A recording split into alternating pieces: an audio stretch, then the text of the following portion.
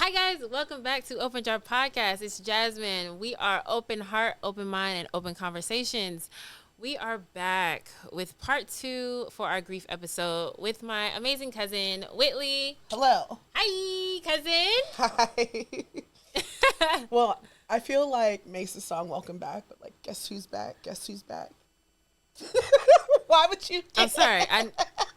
You brought up the song. I'm sorry. Why would you dance? I got a little jig in me. Okay, anyways. We are back with episode 2, part 2 for our grief episode because something been sitting real heavy on my spirit. And I know that we did not even get all the way through the grief episode the first time. We had a lot of things to say. There's so much that could be said because we've experienced a lot of grief and just losing a lot of people, just transitions and all of that stuff. We've had a lot of things happen that causes you to grieve. And so I wanted to finally bring my cousin back so we could go through this part 2 of our grief episode and really dive into it some more. You need some more gems. We need some more gems. We really do.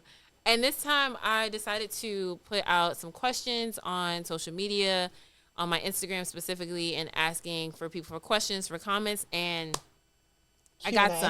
I got some. Q&A. Yes. And I was like, am I really ready for to answer these questions? And I feel like I am. So I want us to kind of start there, but then I do have some other things that I want to emphasize and that caused me to even want to do this episode. But let's start with some Q&A. Okay. All right. What you got? All right. So let's see. I had a few people that wrote in their questions and their comments. And the first one, what's the difference between grief and mourning? So, I feel long-winded, but I guess this is what this is for. So, they, in a sense, have the same concept. They're both about losing someone. Mourning is you actually showing how you feel. How you feel is the grieving part. Also, here's a gem. Yes. Mourning is what people see. Grieving is what people don't see. So when someone approaches you and you're like, oh, you look sad, or it's the moments of like them standing with you at the service or them checking and making phone calls because they can see that you're not okay, that's you showing your mourning. When you can smile and walk in the room and everyone thinks you're okay and it still feels like you've lost your foundation, that's you grieving. Wow. So what you show and what you feel, that's the difference. Yes. That's the difference. Yes. So do you feel as though in the moments when you're mourning and you're actually showing, people are more susceptible to show up for you more when they see it, when it's visible, when they can actually be like, oh, I can see it on you. It's tangible. But those days when you are by yourself and you're really like, this is the hardcore, those days after, those weeks after, when it's past technically the morning where you're not seeing it. You're trying to get back to living your life. And that's when the grieving starts to happen. I think, so people question me whether like I'm concerned for someone initially, and I'm never concerned right away. That's never when I'm concerned. I'm concerned in like the weeks following. And I think I'm just realizing that like mourning is safe. Like you're surrounded by people, nothing's gonna happen to you. You're constantly surrounded by people. I think it took maybe 2 weeks since Mandy passing that you were by yourself. And so it's the time that you constantly have someone with you that is like, mourning is very safe. It's like, it's so loud. Everyone sees it. Everyone gets it. And then move like a month out and you go to like, this is months out, go to take Arden wants a picture with her TT. So she brought the real life examples. Lord, I wasn't ready for the real life examples, okay? But like grieving showed up then. Yeah, it did. It did. Because that was precisely the moment when it was you relive the tragedy, you relive the event, the passing of that person. It's like it brings it all back into reality. Whereas during the mourning phases, you're like, okay, this is very active, this is very real. I know this is just happened. It's current. It's a current event. But then as it becomes like a cold case in your life, it becomes this past tense thing. It happened months ago. It happened weeks ago. Even as it slips into years, because now that like when you think about Jamela, it's now slipped into years. But there's that moment. There's always that moment, or at least I have experienced that moment where it's like, oh, okay, like this is still a very I real think thing. I also think that with mourning, you don't have to say I'm not okay. Like people can see you're not okay. Yeah, With grieving, like I have to say I am not okay. yeah, No one's going to know that I'm not okay because I can walk into a room and smile and I can function and I can get through my workday and I can go to church and I could go hang out with my friends, but no one knows like I'm not okay. right. No one knows like at the start of like football season if that was someone's favorite thing. No one's That's gonna going be a to trigger. no one's going to know that. Yeah, Mourning is pretty immediate. Like I'm mourning, I'm showing it. Grieving is this beast that shows up whenever it wants. yeah.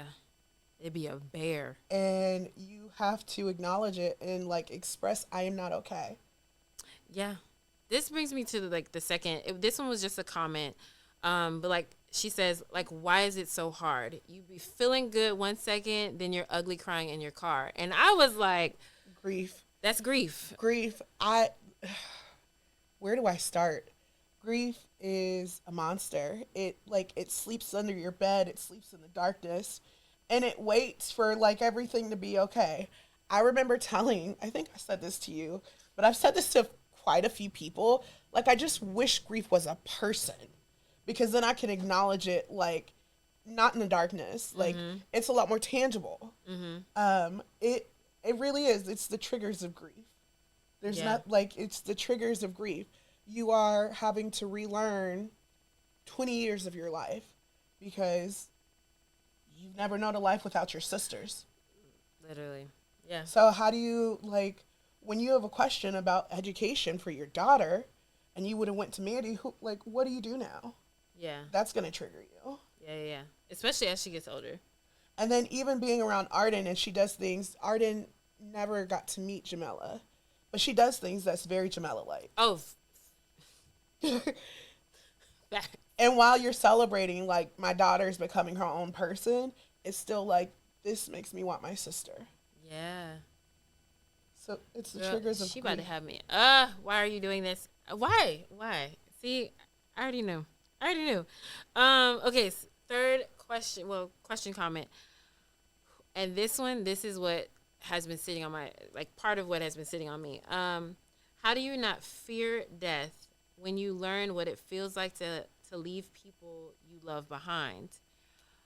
Whoever wrote that is inside of your head. We've had conversations about this. Literally. I can answer. Buckle up, though, babe. I feel like I have two parts for it. Mm-hmm. The first part is kind of goes back to getting stuck in grieving and it costing your destiny.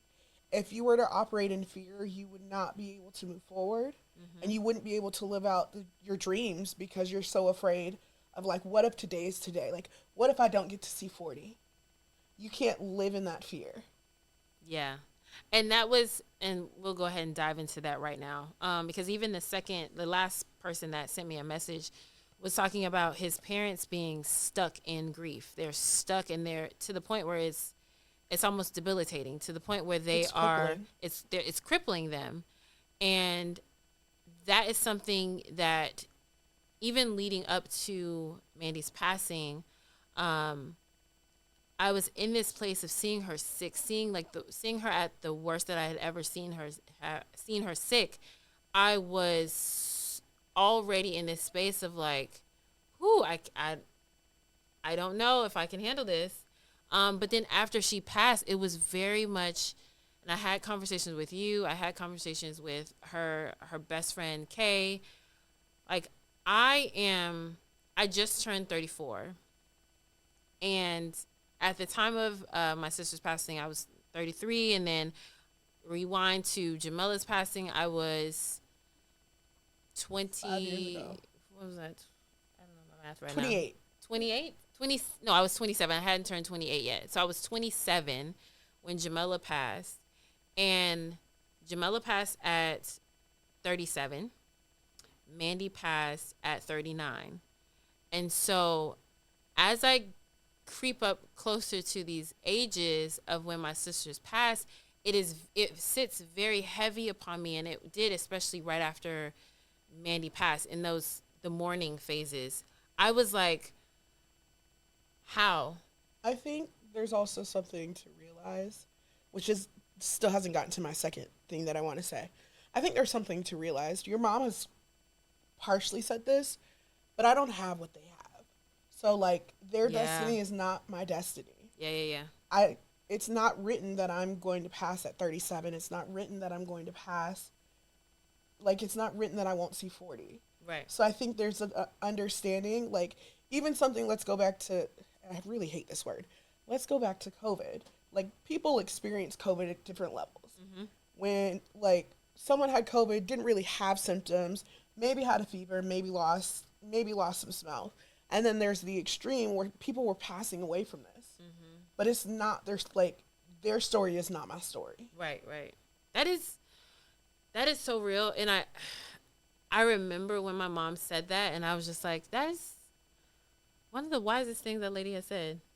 I don't have what they have. Yeah. Because when you go through, whenever somebody is sick and you're taking all the stats and they ask you all your information, what's your family history?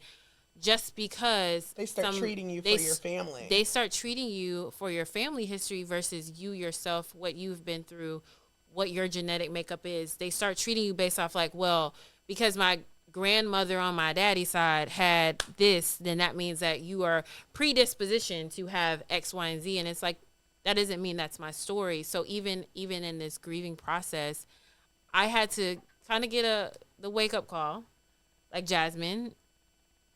Your life will not be cut short just because somebody else's life was cut short. Your life will, whatever that fulfilled date is, whatever that timeline is for you specifically, is your timeline. So do not even walk in your life as if it's going to be somebody else's. Don't walk your life in your path like, I got to make sure, like, I got to be on 10 all the time because I'm afraid and I'm fearful of other people's outcome. Kind of brings me to my second point. Mm-hmm. This is the part you should buckle up for. You don't have any tissue. It's I fine. don't. I don't. So, walking closely with my pastor, in a sense, I've heard him tell several people that a lot of times we forget what the point of life is. We get so caught up in living that we forget the point is to actually like go home. So the point is to actually die. So which is why we have a celebration of life when someone passes. We get so caught up in like living and like, I'm going to celebrate when I'm 40 and I'm going to travel here. And we forget that the point, like when we're working our 9 to 5, we go in like, I cannot wait to get off and go back home. Like it's a celebratory thing. Like you work from home and it's still like, I can't wait to get off and go home. Right. And I think in life we forget to have that. Like, I can't wait to go home. If we have that sense of pride about going home, we wouldn't be fearful. You weren't ready. I wasn't. Because because that's so good. It's so true. And we've talked about this before, but we do have all these celebrations. We have birth, life, this, that, weddings, like all these things that celebrate being here and being present and being in this space. But we're not taught to like, okay, yes, but there is a time limit to this. I don't think we're taught, like, we're taught to celebrate milestones and like it's a big deal when someone turns 30 or 35 or 40, but I forget. I don't think it's just me, but I think it's forgotten like if this is my ultimate goal that I'm going home, the celebration should be like deafening. Right.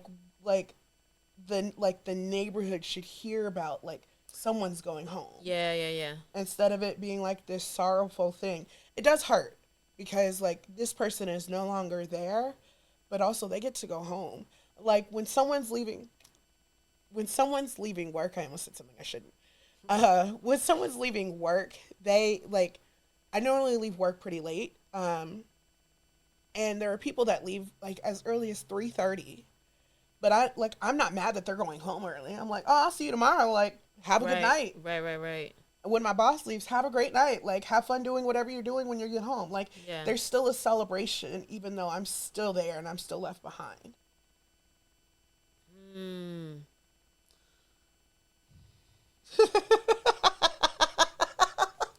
You asked the question. I did, but that's so good. That's so good. That's so good. I feel like I just need to sit there for a second because, ooh, I, as much as I think you're realizing you can't be afraid. I can't. I can't be afraid of it.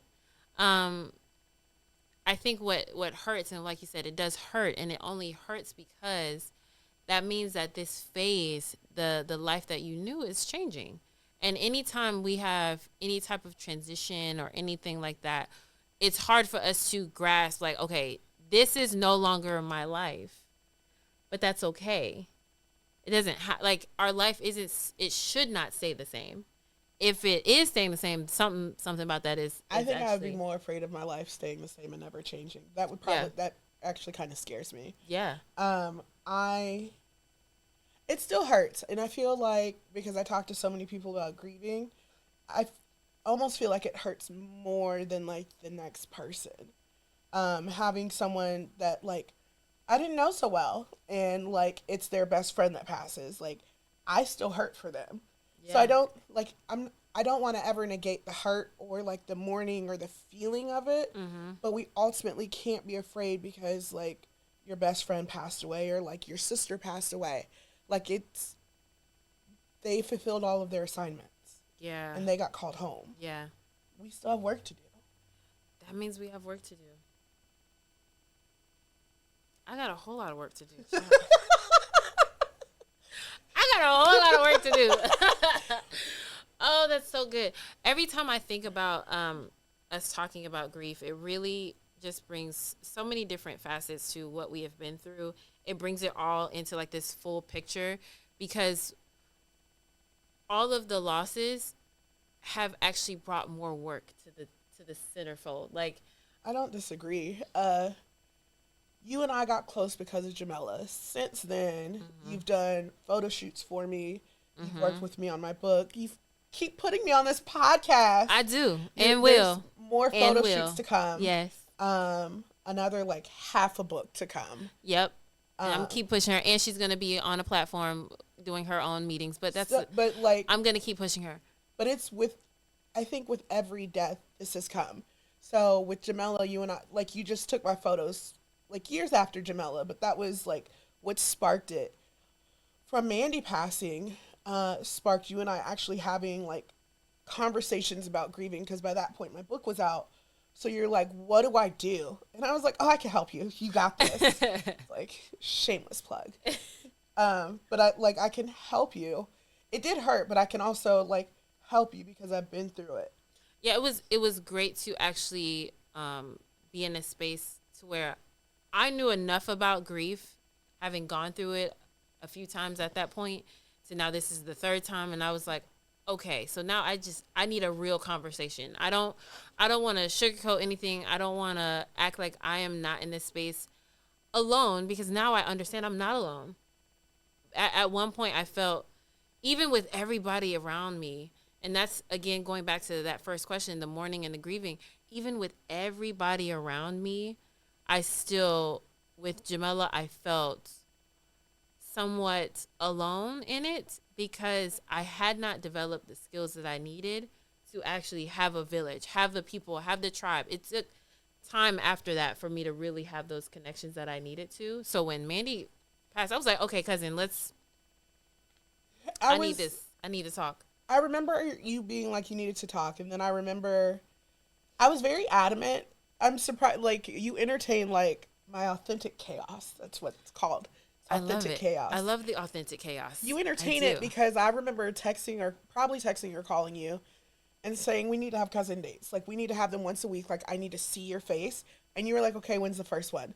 Like you were not like I don't want to do it. You were just like, okay, like what are we doing? I What need it because I knew I needed it. I knew I also needed that. um I did. so like I just think you saying how you felt alone and you were surrounded by everyone. That's part of grieving. I also feel like going back to mourning versus grieving, mourning is really loud, which is why everybody sees it and can like hear it and know. Grieving is like silent but so loud. It's like mentally loud. Grieving is very mental. And grieving I feel like is what would push people to like their breaking points Yeah. because it's so loud. Like how do you combat something that no one knows about? Mm-hmm. And then how do you even express it when it's not something that's like talked about all the time? And it becomes this loud voice that you have to deal with every day until you finally decide like I'm done grieving. Yeah. So I do have a couple of questions.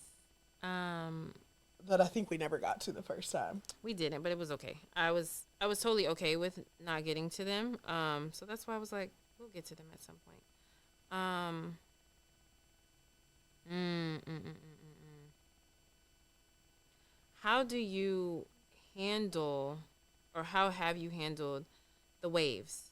Because there's Well, I just had a recent one, okay, so I could talk about that. yes. How do you handle that? Um, well, it depends on the severity of it. I have a group of people that I like that are my people, that are my circle, and it normally starts out with a text to them that I feel weird, like, and I can express the feeling, but normally it's when I'm in the middle of doing something. On Mandy's birthday, I remember texting one of my best friends, and I was like, "Today's my cousin's birthday. I feel weird." And he immediately went into like his role of like support and being what Mm-hmm. I needed to be. Mm-hmm. And I remember seeing you that day and I was like, it feels weird. So very, th- one of the things that I'm very adamant about doing is like checking in with myself and checking in with my feelings Yeah. and making sure like if today is a day that I feel weird and I'm grieving, like I don't want to put myself in other situations. Like I don't want to make any big decisions that day. Right. I Right. don't want to do anything like so impactful that because I was grieving, like I misspoke or I miss did something that I was supposed to do. Right. So I normally like it's normally an easier day. My boss is amazing. She probably will watch this. My boss is amazing and understands my relationship with grieving, and I can tell her like today is a bad day. And like I have shown up to work, but also she knows like today is a hard day. So Mm-hmm. like take it easy. Like do what you can do. Mm-hmm. And like she literally pulls back. If there's meetings, she's like, don't worry about going to that one. I got it. Like we got this. My boss is so amazing in understanding that when I say like today is a bad day, she pulls back. Um, That's good. I'm big on acknowledging like whatever it is. So my most recent one was September 6th was my friend's birthday.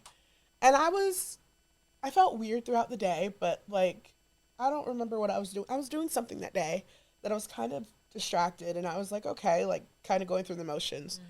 And then it's when I went to make a post that I was like, you were sitting there with me. And I was like, hey, it's my friend's birthday today. And I was like, I just need to make this post and then we can go do whatever we were doing that night. And I remember earlier that day and I was like, I just want a recent picture with her. Like I normally try to post pictures Mm. from like that year. And I was like, I don't have a recent picture from her. That picture that I have is now at this point at least 5 years old. Mm. So I was like, I don't have a recent picture. And I was like, that bothered me. And I remember sitting with you at the table and I looked up at you and I was like, I feel sad. And Give me the phone. she took my phone from Give me me. the phone. Let me do it. I got it. Don't even worry about it.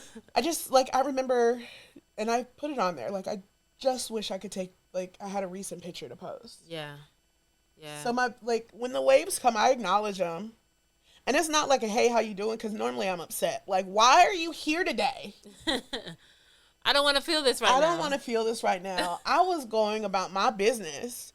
Like it's normally the thing. Like I love tacos. It's normally like me sitting there eating a taco, and now I'm crying because like grief decided to show up. Why are you here? That right there, I think the waves, I acknowledge them. I try to acknowledge them. I think the last time that I did feel weird was on Mandy's birthday. And that was hard simply because she would have been 40. Like it was, and I think I have those same moments, which is wild. Whenever you're looking for somebody's birthday, you want to shout them out, you want to give them that pose. It's not like I can tag. It's not like I can. I made that mistake because I got Mandy's shoes.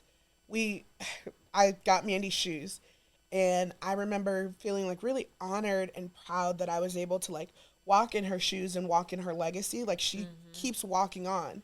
And I remember making a post about it, and Instagram tags you, like it saves it in your messages. And I set myself up because I was like, that message will never say, like, it'll never say red. It will never say red. That I had to delete that thread because that, like, I completely set myself up. there was. That's when the waves hits. Oh my gosh. For a good, I would say a good year after Jamila passed, I talked to her so regularly, which I didn't understand because before she got sick, she had a job. She was like, she would be busy, but somehow she would find a way to talk to like just about everybody. I'm like, girl, but even when she was going through chemo, she would find time to be available and talk to just about everybody on the phone. And so I remember for a good year, 2 years after she passed, because I would FaceTime her so often, something happened and I was in my car and I was so excited about something. And I immediately went and I grabbed my phone and I was about to FaceTime her, and I was the bawling that took place in my car at that realization. I can't even express to you, like, that was the most intense moment of, like, I mean, sobbing, like choking for air. Like, it's about your breath, right? I could not breathe. I could not breathe in that moment. And even there's been moments when I want to text, and I have sent a text message knowing that that's not her number anymore. And I remember somebody read it because her number was given to somebody else, sobbing again because I was like, oh, and of course they didn't message know. me. Yeah. They're just like, okay. I'm like, I haven't texted her. What I haven't done is deleted her thread or deleted her number. I can't. So it's just kind of hanging out there. I've weirdly went back and like read text messages. Yeah. The whole conversation, like seeing the photos that I shared, seeing like what we were talking about. I've absolutely done that. And I also think because we're talking about waves, I really should go back and read this book that I wrote because I can't. I meant to have my phone so I could read it. But there's one called Rip Currents. And I don't remember what I said word for word. What I do remember is, and this Rip goes, currents. it talks about rip currents. Like being in Florida, rip currents are a big deal. And we're taught, like, don't ever fight a rip current. You fighting against and going against the current will make you drown. If you go with it and it will push you out of the current eventually. Reminds me of acknowledging like this grief wave. Like don't fight it. Like don't even stop it from happening. Like when it shows up, don't go against it because that's how people literally die when they're trying to fight a rip current. And like you fighting grief is how you get stuck in it. It's how you miss your destiny. It's how you stop breathing. There are people I know right now that are grieving people, and they're still waiting to like they Riti, took a deep breath Melvin when they frappé. found out their person passed, and they're still waiting to exhale. So like don't fight your rip current, because it'll like what happens if you stop breathing. So I think like when your grief wave shows up, acknowledge it. Go with the wave until like there's a reason why it showed up right now. Yeah. Yeah. And all the conversations that you've had with, a variety of people that know that you have a serious, intense understanding of grief, how many, if you know, like are stuck, are still like fighting that? They're still trying to like hold back on completely going through the grieving process. The people, I don't know a number, but the people that I do know, I feel like one they're they're stuck in their grieving, so I have not even watched the first episode. I also know that they wouldn't watch this, which is why I can get away with saying this. I think that they're stuck in their grieving, and they're stuck because they haven't acknowledged it. Like they're not accepting that this person is gone and it hurts. So like while they're air quotes functioning, Yeah. they're not like it for because I've dealt so much with grieving. Like for me, it's really loud. Like I can see you're not okay. Mm-hmm. There's someone that I'm currently like it's like harassing, borderline bullying, because every day I'm like, when are you going on vacation? Why are you still here? Nobody needs you. Like get out of here Yeah. Go. Like, allow immediately. yourself to breathe. I haven't texted them today, so I'll do that in a second. But I think there are people that have learned and that I sat with that I've learned to grieve, and like they understand like this does hurt, and I understand like it's going to suck for a while, Yeah. but I know because I've gotten through it, like Yeah. I know that I'll get through this the next time. Um, there was one person that their father passed away. It was a lady, and she was a daddy's girl. Her father passed away, and she was getting divorced around the same time.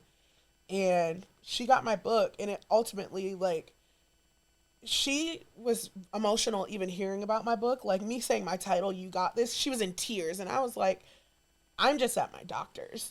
Like, I'm just at my dermatologist hanging out, and Yeah. you're crying. Yeah. And I went back and I talked to her, and her result was that she ended up like she stopped crying. Like she was able to get to a place where she was like, I have to function. And she got back on her feet.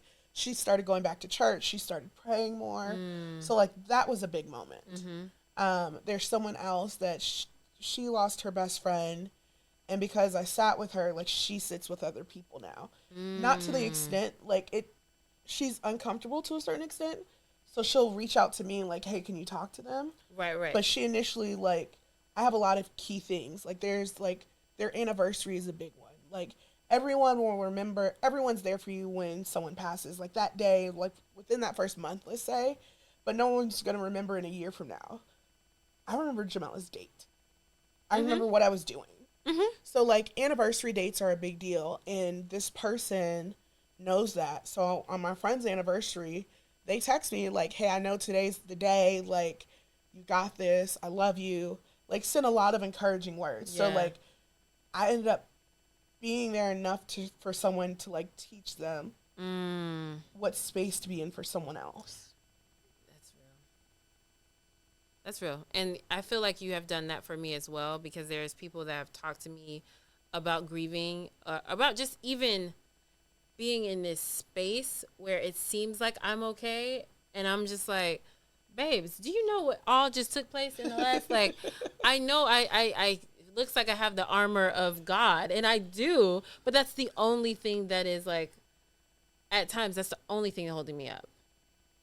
Yeah, I don't. I I strongly believe in a support system. Absolutely. There's and I just texted this to one of my best friends because he's going through whatever he's going through, and there's a lot of prayer between us. But then there's also the moments of like the support you're going to need is the support that like when you don't feel like fighting and holding your head up, they will hold your head up. When Mm-hmm. you don't feel like praying, they will cover you in prayer. Yeah. I am huge on support.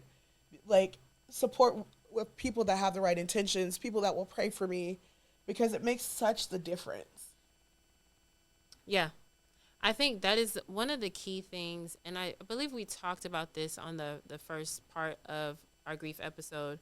But really, if you have never had any type of like serious transition or serious grief or loss, then I understand that it is difficult to try to develop that support system. But what you do need is to develop a support system, develop that tribe, the people that understand. If I see you looking this way, if I see you and you haven't made a post, if they're the type of people that follow you on social media and you are a regular poster and for some reason now you're not posting, or if you haven't sent your weird text like you usually do, like there needs to be somebody in your corner that understands your patterns, and when that pattern is off, they are able to recognize that and check on you and see what's going on and see how they can attune to you and show up for you. Because sometimes we don't even, like I said before, I didn't know what I needed until I went through it again. Once I went through it again and I had started developing the people around me, the support system that I needed for something that wasn't even related to the grief. It was related to me going through a divorce. When I developed that support system, when I started grieving my sister again, people showed up. I think things to look for. I don't know. I think I'm pretty vocal about saying, like, I'm not okay, but I don't know what you would look for. I have a memory. This is years ago, but I remember years ago, I was out and I was made plans to go somewhere else and they got canceled. I made a post about whatever, like me being well spoken and me being a wordsmith that I am. I made a post and I misspelled a word. Me misspelling a word triggered someone calling and being like, "What's wrong?" Mm. So like even something subtle like that. And I like, which is funny because if you text me, like I don't correct my text messages, but like on a I don't. Even on iPhones, you can change it. I won't correct it. I won't. You'll figure it out if you If you want to. you'll figure it out. But like on a platform, I would never. And it was like a hashtag. It was small, and I remember asking her. I was like, "Why did you reach out?" She's like, "You spelled a word wrong. You spelled a word wrong." I was like, "Oh, well, yeah, you're right. I'm not okay." And then she's like, "Where are you?" And she came on over. That's the level that I need somebody to know. That right there. And I've done that. Like I've had friends that I'm like, you know what? Something in it's some energy. Are you okay? I will reach out and it'll be the most random text message. Hey, I'm just checking you. Start sending all the words of encouragement, and they're like, you have no idea how much I needed that right now. I do that. I'm like, well, something. It was right here in my spirit. It told me I needed to reach out to you. But I like to have that level of understanding of the people around me, and I need the same thing because when I am not okay, I know I am very guilty of this. I will not reach out. I will not express. You did it while we were moving. I almost scolded you because you needed to eat. Because I was like, "Oh, girl, listen." The way I immediately was like, well, because like once you got back to the house, I was like, hey, like, okay, like now we're about to load the truck, and I was like, hey, are you okay? Like, have you had water today? You're like, yeah, I probably need to eat, but like, and then you just kept going, and I was like, all right. And then I was like, no. And I was like, hey, did you eat something? And you're like, no, but I will. And then I remember standing over you and following you downstairs. And I saw the look. I was like, let me go I'm going to go eat. It was like, it was like a mom looking at a little child and be like, if you don't, I was like, okay, I literally just stopped what I was doing. You put whatever, because I was like, yeah, you can put that down. Let's go. I stopped and I walked everything. away, and then I checked, like, I put my head back in the kitchen. And you like, saw me warming up some food. And you're like, no, I really am eating. Oh, okay. I need that. Sometimes I need that level of correction. Like, okay. You don't reach out for help, and I guess I'm fine with that. But also, like, it's bad. You're not going to be not okay around me, and me not have a reaction. Right. I know I'm very guilty of that. And I know that's a whole. We can go to a whole episode about trauma responses and like all of that thing, all of that hyper independence. We can go into all of that. That's a whole nother episode.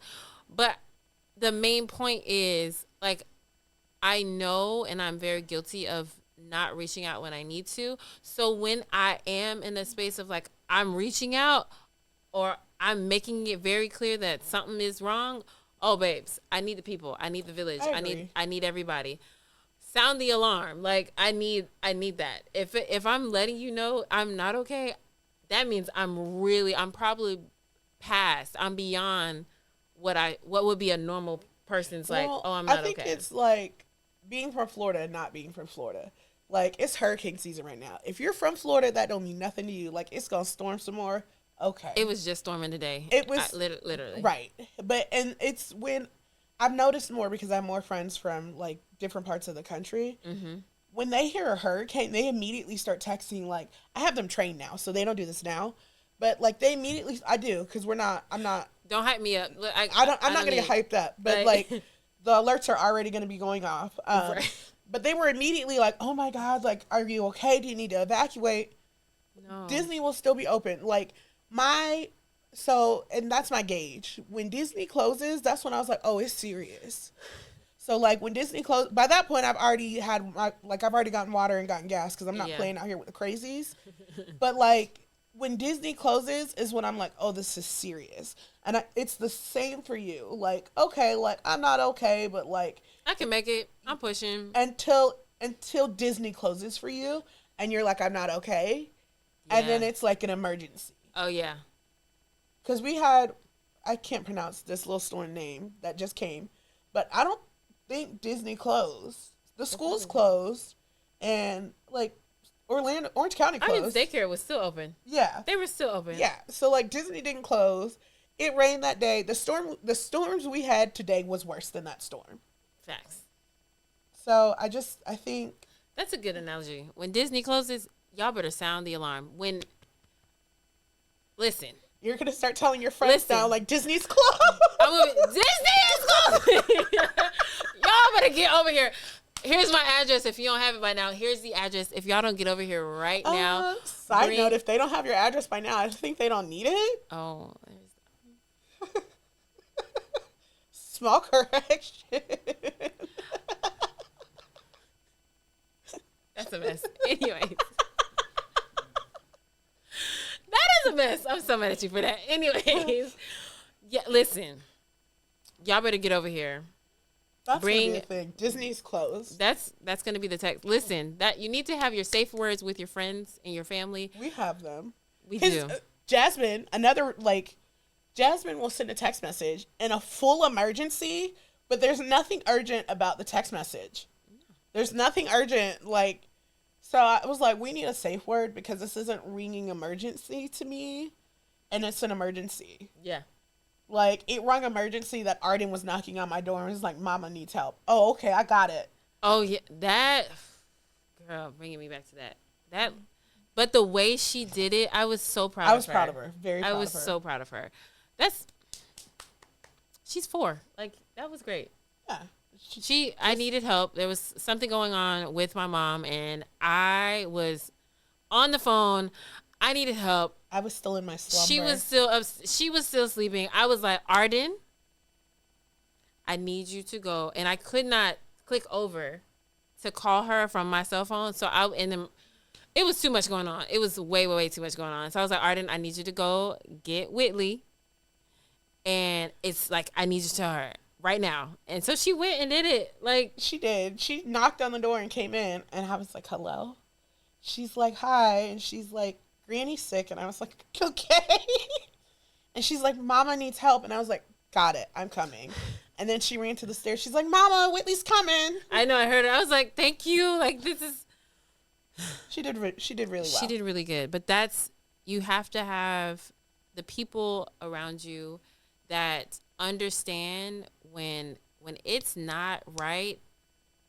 They rally. They come to your side. They come to your aid in whatever form and fashion that is for you. Because for everybody, it's going to be different.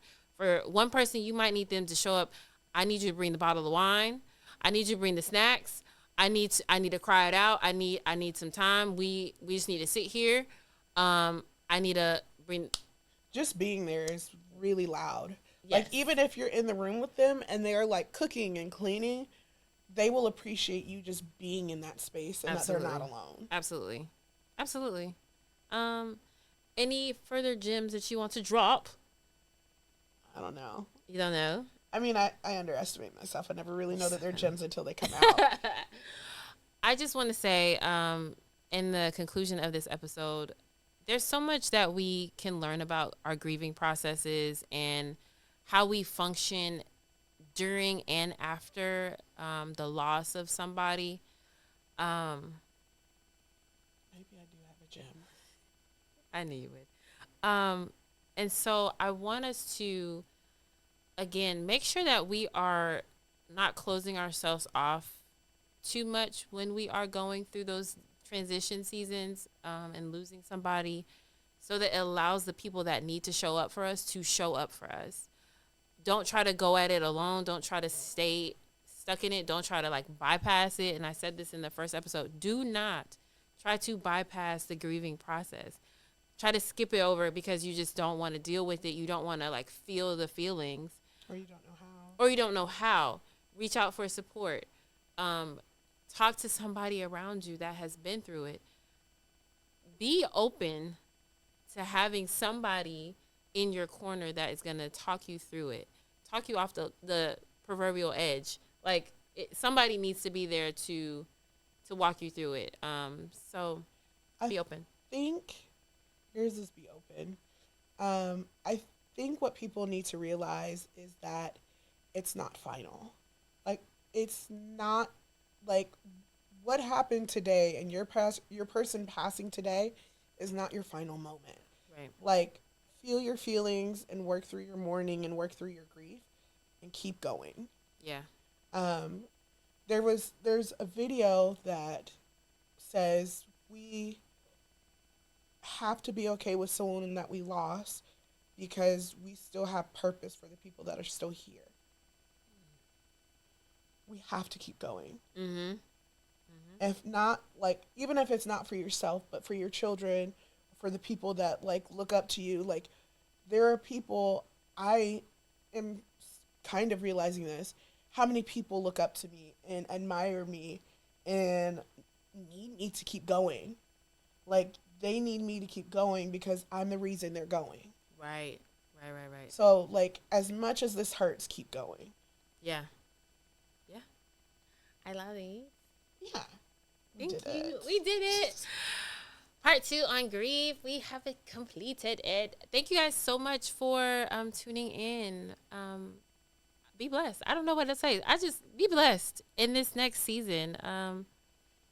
There's so much transition happening right now. So That's a big word for you. It really is. It's. Whew. I'm just. I'm like. I'm still riding my like these waves have just been coming, and so it's been a heavy transition season. So I feel like you're about to say like life has been lifing. One of my friends, because I said it to her, and she's like, people say that to me all the time. Life is lifing, and she's like, yeah, but God is Godding. There is that. There is that. Every time, show up every single time. So yes, be blessed. I will catch y'all next time. Bye. Yeah.